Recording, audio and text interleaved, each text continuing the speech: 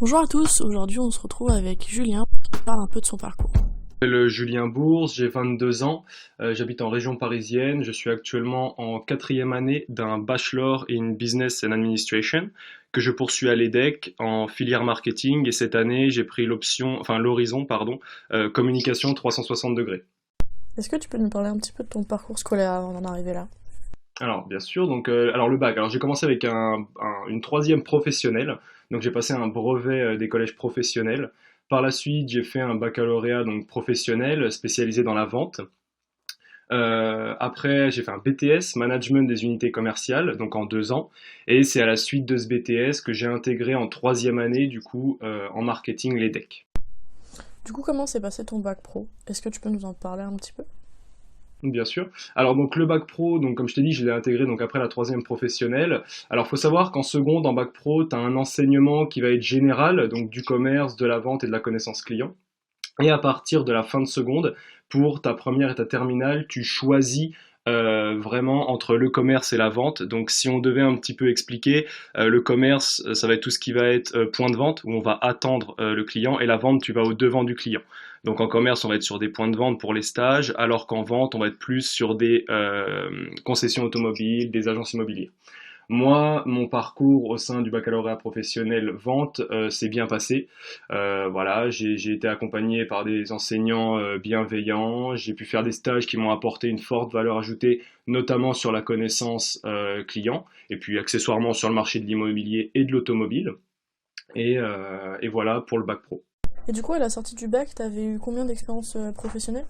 Alors moi concrètement je connais le monde de l'entreprise depuis que j'ai 15 ans, parce que déjà dès la quatrième j'avais fait un premier stage, donc en quatrième j'avais quoi, je devais avoir 13-14 ans. J'avais fait un premier stage alors qui n'avait rien à voir avec la vente, mais sinon en bac pro, donc après en troisième pareil, j'ai fait plusieurs périodes de stage. En bac pro t'en as au moins deux par année il me semble, de 2 à 3 semaines. Donc en gros, j'avais cumulé de 6, 8, à peu près 8 semaines, on va dire. Allez, même plus, allez, 10 semaines, 10 semaines depuis la seconde. Est-ce que avoir une scolarité avec beaucoup de pratiques, ça t'a aidé à faire tes choix d'orientation et à mieux savoir ce que tu voulais? Complètement, en fait, si tu veux, ce qui va être intéressant, et c'est pour ça, si tu veux, que mon raisonnement éducatif et professionnel a été celui que j'ai, c'est qu'en fait, entre l'école où il y avait une bienveillance des enseignants, notamment des enseignants qui sortaient du milieu professionnel, donc qui voilà, ils savaient vraiment de quoi ils parlaient, que ce soit en bac pro, en BTS ou à l'EDEC. Et c'est vrai que au cours des stages, du coup, bah, vu que tu pratiques, tu connais la connaissance client. Alors souvent, si tu veux, quand on est à l'école, quand on est étudiant, à défaut de ne pas savoir ce qu'on veut faire dans la vie, on sait au moins ce qu'on veut pas faire. Et pour le coup, ça a été mon cas, dans le sens que voilà, j'ai pu faire beaucoup de terrain, beaucoup de contacts clients. Ça m'a apporté des connaissances, ça m'a apporté de la maturité, c'est sûr. Voilà, mais si tu veux, c'est pour ça que j'ai toujours voulu poursuivre mes études, c'est que je préférais travailler dans un domaine plus stratégique, si tu veux. Alors, en utilisant les connaissances que j'ai gagnées tout au long de ma scolarité, avec la connaissance client, comme je te dis, que ce soit de la communication. En BTS, il y avait de la gestion, il y avait du management. Voilà, l'EDEC, ça s'est poussé en marketing, en stratégie, surtout d'entreprise, stratégie de communication. Mais voilà, si tu veux, mon projet, c'était vraiment de tirer part de toutes mes expériences, que ce soit en relation client jusqu'au marketing, pour, euh, pour en faire mon métier plus tard, si tu veux. T'as repéré quelle différence entre le bac pro et le BTS? Alors, le BTS, donc j'ai fait un BTS Management des unités commerciales. Alors, si tu veux, la réelle différence, c'est que là, tu as déjà un pied. En fait, plus tu montes, on va dire, dans les échelons et dans les études, plus tu as vraiment un pied dans le monde professionnel et plus ça se ressent. Ça veut dire qu'en bac pro, et bon, il y avait vraiment ce domaine scolaire, voilà, c'était les débuts un petit peu de notre expérience en vente. Après, si tu veux, en BTS, alors il y a déjà eu cette notion de projet. Alors, on a eu un projet à faire en bac pro également. Si tu veux, à la fin de l'année de bac pro, de terminale, tu as un projet de négociation et de prospection.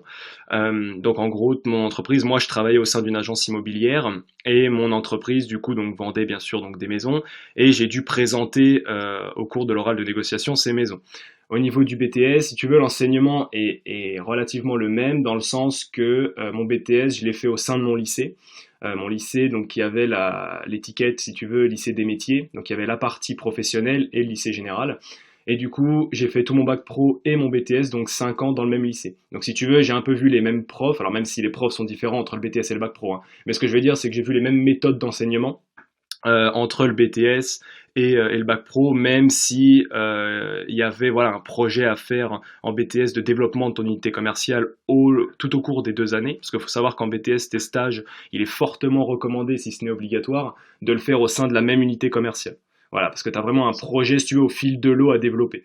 Voilà. Alors que, par exemple, l'enseignement est totalement différent entre le BTS et l'EDEC, tu vois. Et du coup, à quel type d'étudiants tu conseillerais les bacs pro et les BTS commerce que toi t'as pu faire? Alors, le profil, si tu veux, d'étudiant, je le conseillerais à des personnes qui ont déjà une sensibilité, si tu veux, avec la filière commerciale. Alors, au-delà d'enlever, alors là, je vais parler surtout pour le bac pro. Si tu veux, c'est vrai que le bac pro, souvent, ça peut être vu. Alors, pour diverses raisons, hein, ça peut être vu des fois comme une voie de garage, que ce soit par des enseignants peut-être, ou par même des élèves ou des parents d'élèves. En fait, le but, c'est vraiment, et c'est pour ça que, si tu veux, je parle avec toi aujourd'hui, le but, ça va être d'enlever, si tu veux, cette image, dans le sens que c'est pas parce qu'on fait, par exemple, un bac pro qu'on ne peut pas s'en sortir, entre guillemets, même si la définition de s'en sortir est totalement différente pour chaque individu. Mais si tu veux, le profil, vraiment, ça va être des personnes, alors, qui ont un projet professionnel, pas forcément, dans le sens que moi, je sais que je n'avais pas spécialement de projet professionnel quand je suis rentré en bac pro. Je savais simplement que j'avais une fibre avec la filière commerciale. Et voilà, je savais que j'avais un bon relationnel, si tu veux, avec les gens, et je me suis dit, ben pourquoi pas, tu vois, pourquoi pas. Alors, faut savoir que quand tu sors de bac pro, voilà, t'es destiné à être plutôt à travailler donc dans le monde du commerce, évidemment, donc à être manager peut-être d'une petite équipe dans une unité commerciale. Après, ça peut aller avec l'expérience et le BTS ou voire une licence pro, tu peux aller jusqu'à des métiers d'encadrement. Donc là, tu vas pouvoir être par exemple directeur d'une petite unité. Voilà. Après, au niveau du profil, je pense que ce serait quelqu'un qui serait peut-être plus à l'aise à l'oral. Tu vois, si tu devais aller dans des filières de vente, je pense qu'il y a quand même cette notion de contact humain qui est inévitable. Et à la fin de ton BTS, comment tu t'es retrouvé à intégrer les decks? Alors si tu veux, il faut savoir que mon choix principal n'était pas les decks. J'avais toujours, comme je t'ai dit, depuis que je suis rentré en seconde, j'avais toujours ce projet, vraiment, à défaut de ne pas savoir ce que je voulais faire, d'aller le plus loin possible dans les études, parce que voilà, selon la façon dont j'ai été élevé, etc., les études c'est une valeur sûre, tu vois, c'est une base solide. Et du coup, voilà, je voulais rentrer en école de commerce. Donc en BTS, j'avais toujours ce projet d'entrer en école de commerce, parce que si tu veux, la passerelle entre bac pro et école de commerce est plus difficile qu'entre BTS et école de commerce, tu vois. Donc en BTS, tout d'abord, je me suis orienté vers le concours, ce qu'on appelle passerelle. Donc le concours passerelle 1 pour les BTS et passerelle 2 pour les personnes qui sont en licence, donc en bac plus 3. Alors ce concours vise à préparer du coup les étudiants à des écoles de commerce. Donc il me semble que c'est 14, 12 ou 14 écoles de commerce. Donc selon le classement des écoles de commerce classiques. Et du coup à différentes épreuves. Alors je l'ai passé ce concours. Je l'ai passé. Je visais une école en particulier. Alors j'avais eu la chance d'avoir quasiment toutes les écoles, donc sur les 12 il me semble qu'il y avait à l'époque, j'en avais eu 11 sur 12 et celle que je voulais c'était la plus dure du concours, hein, et je ne l'avais pas eu, c'était l'école de management de Grenoble. Et donc ce que je voulais, moi vraiment la vision c'était d'avoir une école la mieux classée possible, tu vois, parce qu'encore une fois on revient sur cette image du diplôme et je voulais vraiment une bonne école si tu veux, une bonne institution. Alors pas que les autres sont mauvaises, hein, mais du coup je me basais sur le classement. Et donc à côté du concours passerelle, j'ai cherché des écoles de mon côté. Donc le concours passerelle c'est pour entrer en PGE, hein, donc en bac plus 5 directement. Alors que de mon côté j'ai cherché donc d'autres filières peut-être, et je suis atterri sur le site de l'EDEC. Donc en fait comment j'ai fait? J'ai regardé le classement des écoles de commerce et je les ai fait une par une. Voilà. Et l'EDEC m'a beaucoup intéressé de par ce qu'il proposait, le fait que je puisse y rentrer. Donc le bachelor, faut savoir qu'il se fait en 4 ans. Et donc voilà, je pouvais l'intégrer en troisième année. Donc ça s'est fait en admission sur titre, ce qu'on appelle. Donc j'ai créé un dossier de mon côté que j'ai envoyé à l'école. Il n'y avait pas d'examen écrit particulier, c'était simplement voilà, CV, lettre de motivation, le dossier, les bulletins de bac pro, les bulletins de BTS. Et voilà, à la suite de ça, j'ai eu un entretien. Que j'ai fait sur le campus de Lille, un entretien de motivation, donc les questions classiques, hein, pourquoi vous, pourquoi cette école, votre projet professionnel, etc. Et au final donc j'ai pu intégrer les decks en troisième année. Justement, est-ce que tu as des conseils pour ceux qui passent des entretiens pour diverses écoles, peut-être plus spécifiquement l'EDEC, mais globalement, comment on fait pour réussir cet entretien? Alors, pour moi, à quoi ça tient? Je pense, alors vraiment, je vais parler pour moi, hein, parce que je sais qu'il y a d'autres personnes qui avaient été prêts à l'EDEC, qui n'avaient pas le même profil que moi. Mais si tu veux, je pense que les écoles sont vraiment sensibles, quelles qu'elles soient, hein, tant que c'est une école de commerce, je pense qu'elles sont sensibles à des profils et à des projets professionnels. Ça veut dire que moi, je pense qu'il m'a aidé à intégrer l'EDEC, eh bien, c'est ce fait que j'ai su passer, si tu veux, du bac pro, en fait, que j'ai réussi à démontrer ma motivation, vraiment pour le diplôme et pour l'école. Et aussi, au-delà de ça, j'ai réussi aussi à démontrer l'utilité qu'aurait ce diplôme pour moi dans ma vie professionnelle, et c'est important. Également, au niveau du passé, j'ai pu prouver d'un niveau d'anglais suffisant. Tu vois, donc pour l'époque, bon, il s'est amélioré avec le temps, mais pour l'époque, il était quand même suffisant. J'ai aussi pu prouver que j'étais quelqu'un d'ouvert sur le monde, si tu veux, parce que c'est un peu le b.a-ba en école de commerce d'être ouvert sur le monde et sur d'autres individus à travers, donc comme je te dis, différents voyages que j'ai pu réaliser aux États-Unis, etc., que j'ai apporté. Ça apporte, si tu veux, de la valeur ajoutée. En fait, ce qu'il faut faire, en fait, ce qu'il faut se dire quand on est candidat, c'est qu'on est un petit peu tous les mêmes, si tu veux. Ça veut dire qu'on a tous fait, tout le monde a fait un baccalauréat, professionnel ou général, peu importe. Tout le monde a fait un BTS, tout le monde a fait un master, tout le monde a fait un doctorat. La question, c'est en quoi, toi, tu te démarques des autres.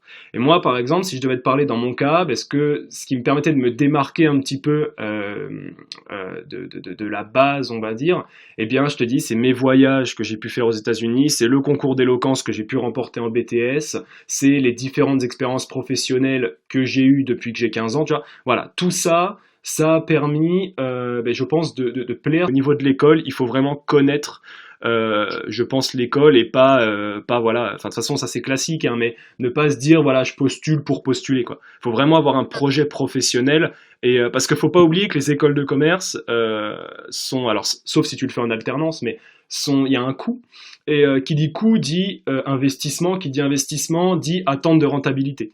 Donc l'école attend une rentabilité et toi attend une rentabilité dans le sens qu'elle prend un étudiant, c'est pour qu'il réussisse, évidemment. Et nous, si on investit au sein d'une école, c'est pour réussir. Voilà, donc ça, il faut le prouver dès l'entretien. Super, merci Julien pour toutes ces infos et du coup on se retrouve très bientôt pour parler un peu de ton avis sur les écoles de commerce, leurs coûts et tout ce qui va avec.